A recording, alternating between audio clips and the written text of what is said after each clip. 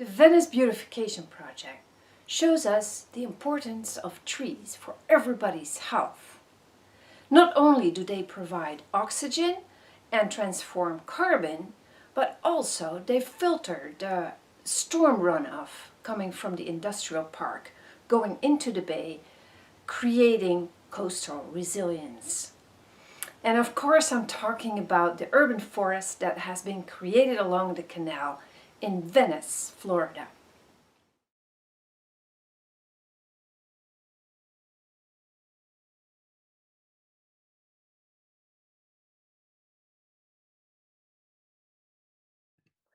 I was creating murals like this. It's called a trompe-l'œil. It means, and it comes from the French verb se trompe, meaning mistake, making a mistake. The eye makes a mistake. There is something that's not there. It's an illusion.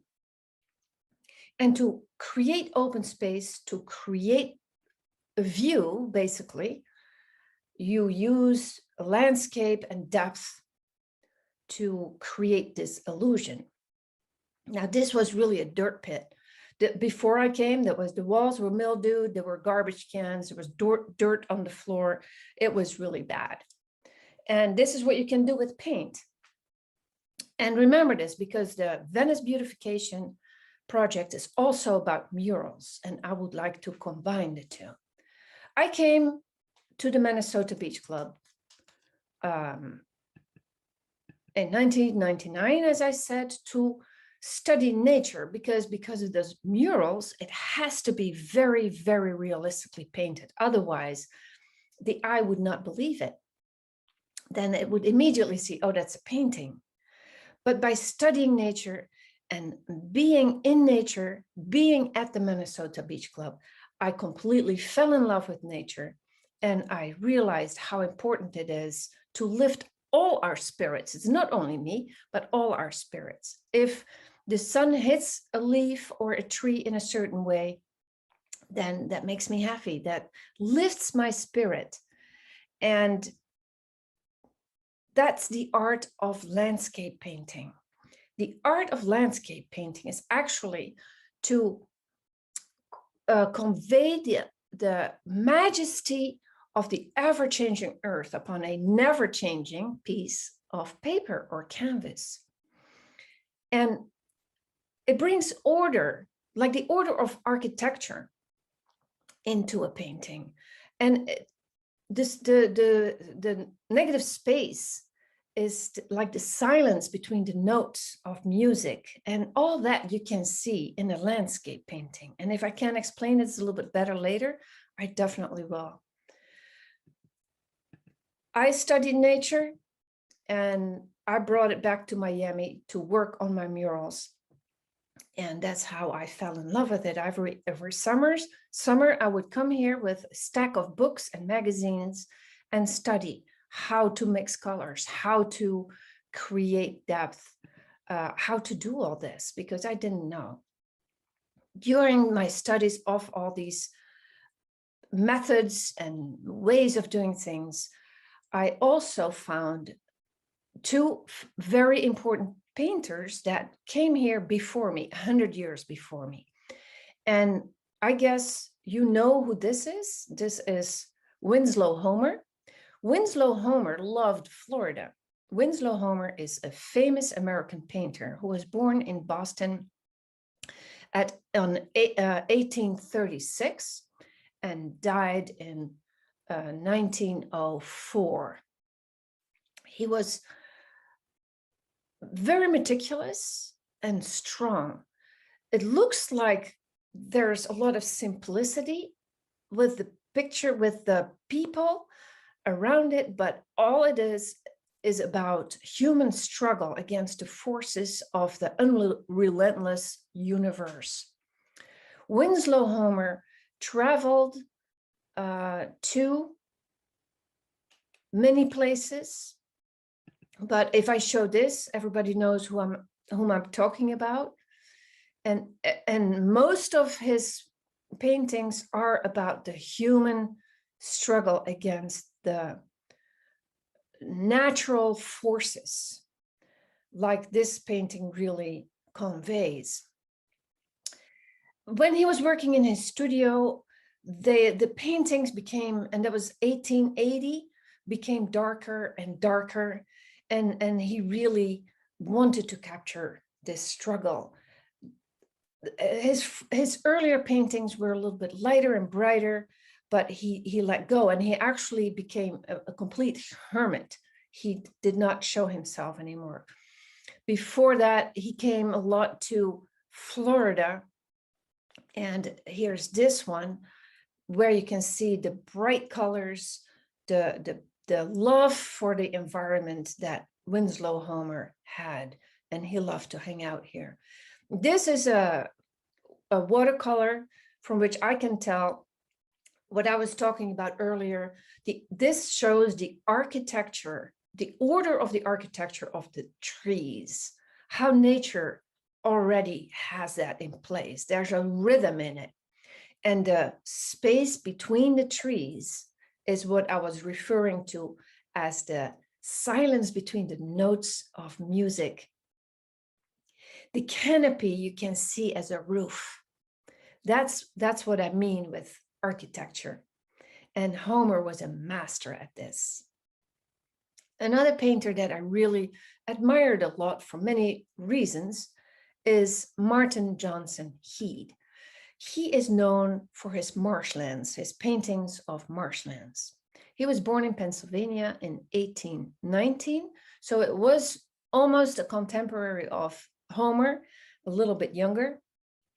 And he died in St. Augustine in Florida in 1910. He's not as famous. He was not as famous as Homer during his lifetime. And I think this is because he traveled so much, but he became famous afterwards. There's an interesting story though, because he was part of the itinerary artist project. And this is something that Jim Mott, a landscape painter in New York, came up with. He thought that artists, the spheres of art and daily life were actually disconnected, and to the disempowerment of both. And he thought it would be good that the artist would go into the community.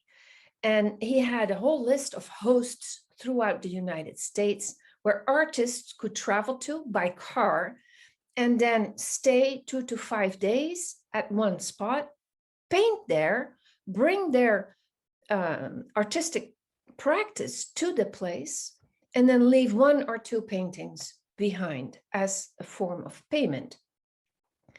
This was also because he believed in a gift society. He thought that money, although we all need it, was actually interfering with the imagination of the artist. Art and imagination does not go well with money.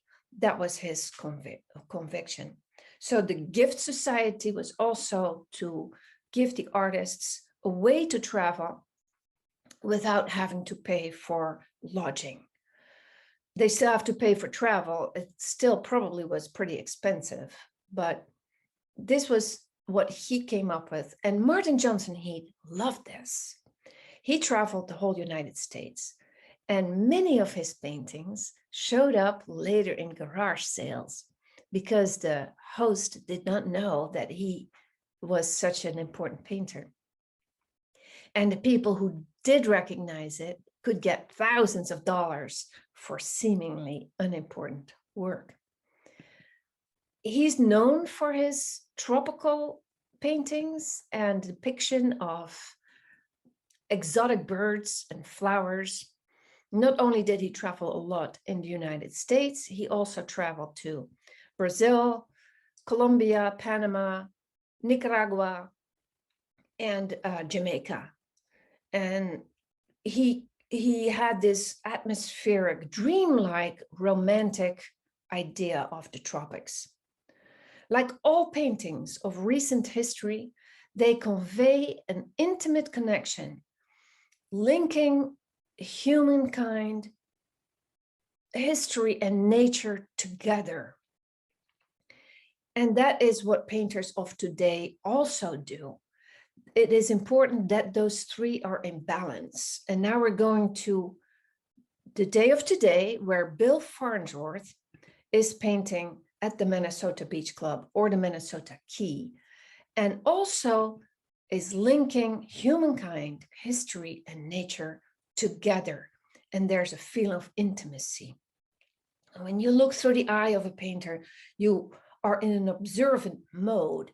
You really look at the world from a distance, and it alleviates your worries and everything that daily life clogs us up so much.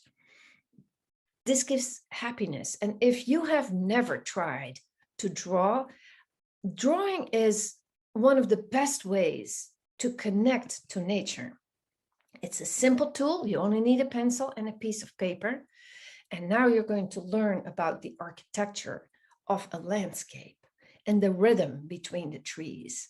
And while you're doing this, you will feel elevated in your spirit. I can assure you that.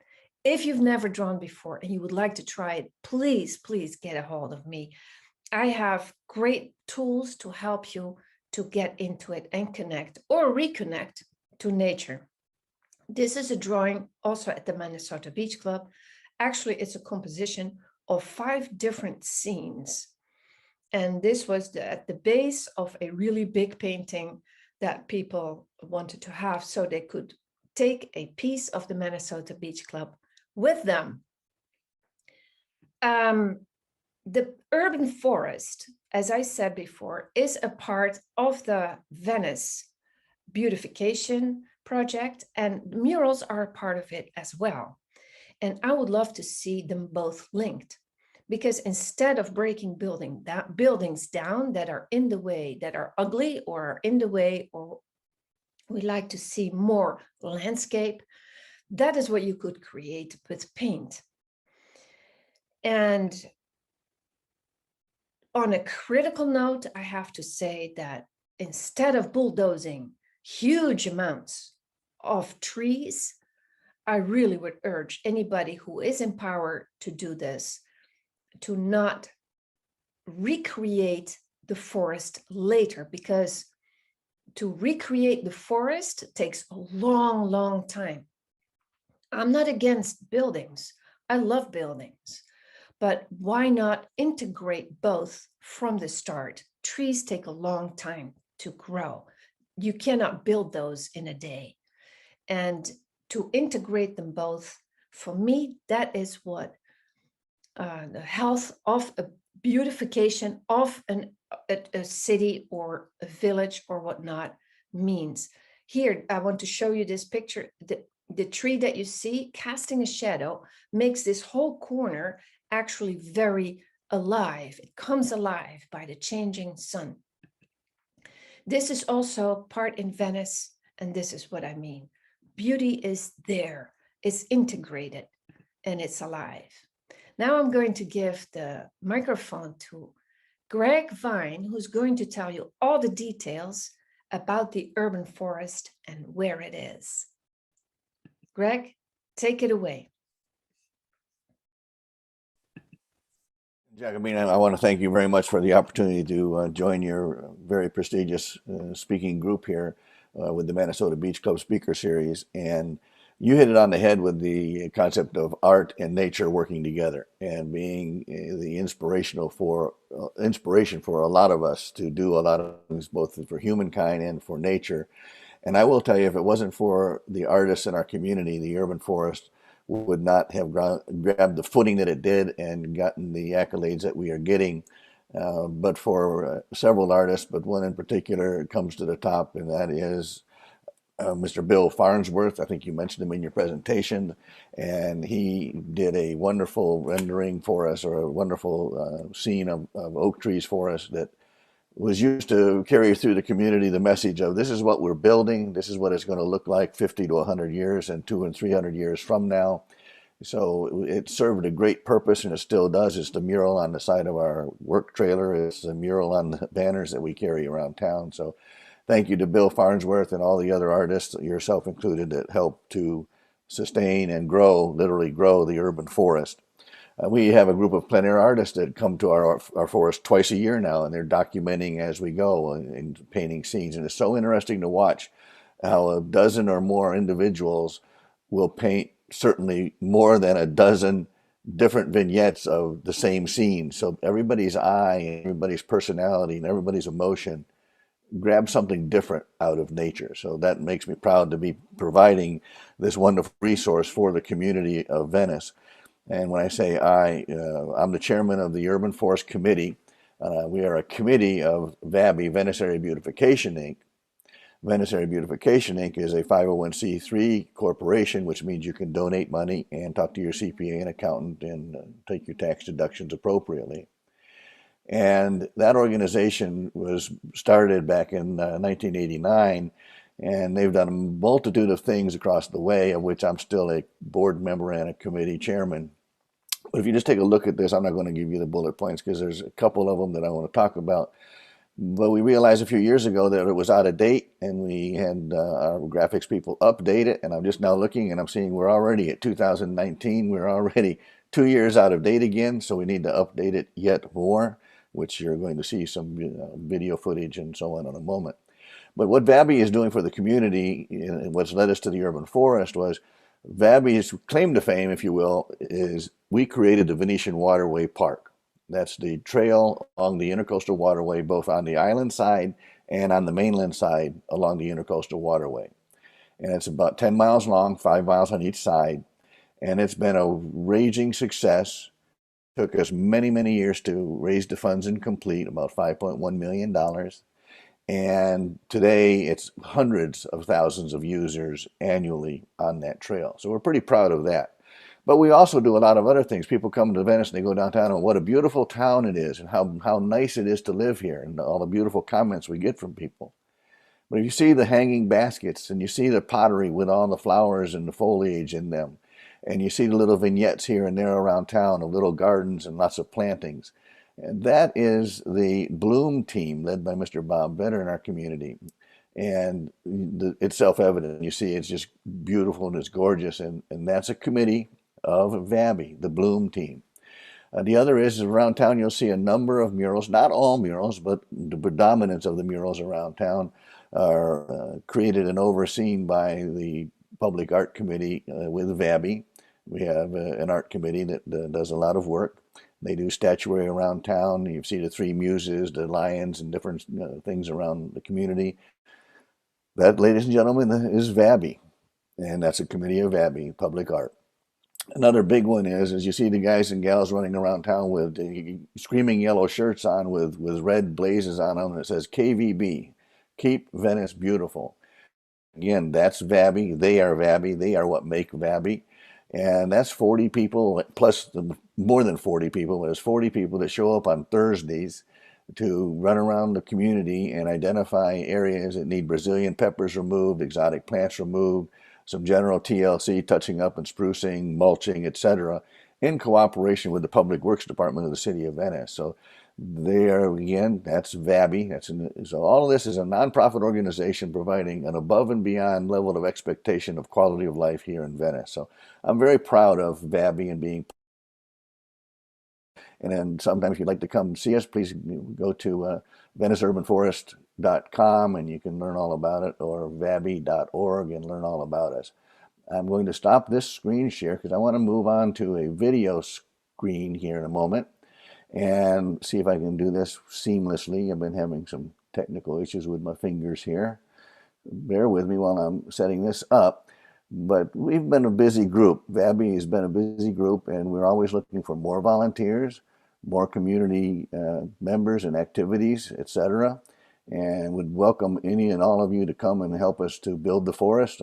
Saturdays is a big work day in the forest early in the morning for a couple, 3 hours. We're currently removing a lot of Brazilian peppers. It's a body of work. And we're also always looking for, and you'll never hear me stop asking for money. So let me get this video running, and this is going to show you where the forest is, and at least hope it does. And I'm hoping the sound is coming through. Are you hearing the sound, Jacobina?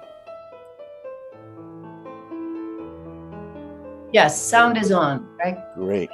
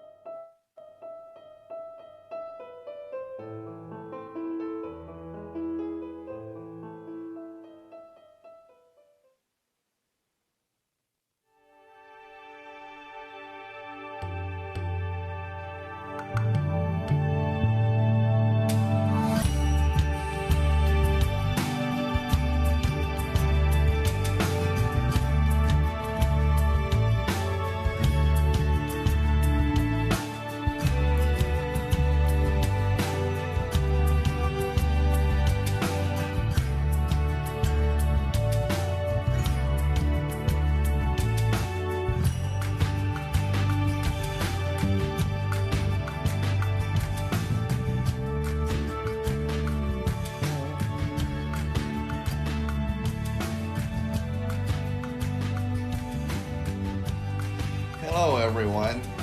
This is Greg Vine, the chairman of VABI, Venice Area Beautification, Inc.'s Urban Forest Committee. And we're the people bringing you the new urban forest here in Venice, Florida, a wonderful place to live, work, and play. Our committee is dedicated to creating a new and vibrant wildlife restoration habitat zone here in Florida, approximately 1 3/4 miles long. What you're looking at right now to your left is the Venetian Waterway Park, the concrete ribbon there along the Intercoastal Waterway, and from there over to the back sides of the industrial buildings on your right will be all newly planted large-scale urban forest trees and glades and glens and ecotones for where wildlife can interface with the forest. It is going to be a wonderful and dynamic process. Hopefully you will all become involved and I can tell you more about it. It's Greg Vine with the Venetian Area Urban Forest. What you're seeing to your left there now is now full of trees, a couple thousand trees and understory plantings and butterfly gardens a bunch. Our waterfront urban forest will be a bird watching and wildlife viewing paradise, easily accessed from the Venetian Waterway Park and the trail systems located here in the greater Venice area. We're working on a new drone video showing the forest in its current state, which is a dramatic improvement from what you're looking at now. All that green space to your left, the green grass, is now trees and glades and glens, and it's pretty awesome.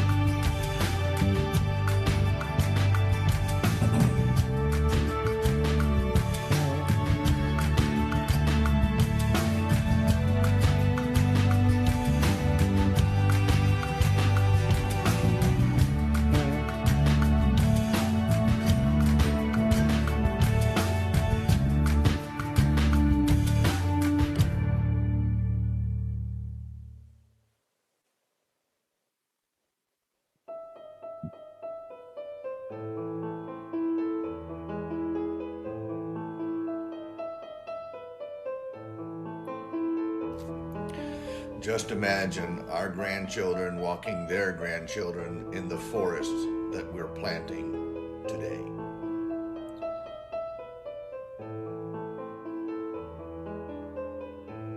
And if you will, just imagine walking with your grandkids down there and enjoying that. But that rendering was painted by Mr. Bill Farnsworth. And that helped to sell this project in so many ways that you can only imagine. And this is a static, there's no music or sound on this. I'll just talk while this is playing in the background for you to watch. But if you look to the left, that's a before picture, or actually we just started making the pathway. And then the one to the right was about a month or two into the project, and it shows you the rapid transformation of the area. But this all could not happen without the volunteers, the donors, and the community members that came out and forced to support and create this urban forest. It's literally hundreds and hundreds of volunteers, literally thousands, actually tens of thousands of person hours creating this forest. And some of the trees have been donated, some of the trees have been purchased, and they all have to get put in the ground. And you're looking at some of the volunteers here. These are young Marines from the Venice Middle School that signed up for the program, and they're over there every Saturday morning helping do tasks and jobs for about 3 hours. And they're all gaining their service hours for public service for graduation credits and so on. And they're there for that, but they're also there because they are now learning about the birds and the bees and the wildlife, and it's awesome. We had a grand opening ribbon cutting that was just one great big huge party. The press and the television crews from across the land were there. We were on TV a number of times, and loved the fact that the young people were there, and the young people are having a good time with learning about creating an urban forest. And for me, why the urban forest is so important is we're losing places for the wildlife to have a habitat. This was a damaged area. This was the railroad corridor running south from the train depot all the way down to Center Road, down by Big Boy Toys. And, you know, it was stripped bare. It was a railroad corridor, and it became completely overgrown and invaded with invasive species of Brazilian pepper trees, lead trees, and many other things, all of which have to be removed and taken away, which is what we do all the time there, getting it cleaned up and ready for planting of new native trees. All the trees coming into this project have to be fully native, and not only native, but native exactly to our coastal zone that we're in here, and creating a buffer for storm damage and so on, calling this coastal resiliency that you heard Jacobina mention. This is our board of directors, and you may recognize some of the folks here. This is the Urban Forest Committee of VABI. So VABI is a pretty robust organization, and we're always constantly raising money and looking for volunteers. So you can always go to VeniceUrbanForest.com, and please click on the donate button. If nothing else, give us a few bucks or give us lots of bucks, whatever you. This is a butterfly garden that was in the beginning. Now, when I have a new updated version of this, you'll see the butterflies just en masse here by the thousands. This last couple of months, we've had literally many thousands of the white sulfur butterflies doing their thing.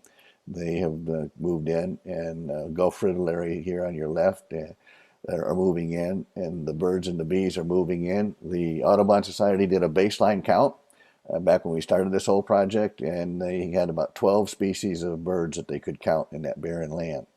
Today, we're at over 85 individual species of birds identified by the Audubon professional counters. We even have a team that come down from Cornell University once a year to do a count, and they add that onto what's called ebird.com, and that's a whole other learning curve. We can talk about that separately someday, the ebird.com.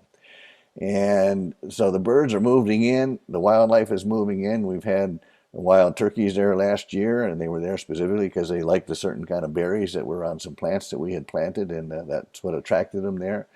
So very diverse. We even have a family of bobcats on the site. We've identified them and saw them a number of times, a mama and her two cubs. Just this last weekend, we found and identified a burrowing owl on site. So that took us from 84 species to 85 species in the forest that is actually living there. And when we plant trees, we plant trees. These are big, full-scale pine trees, big, full-scale oak trees, and they don't weigh just a pound or two. They weigh a lot.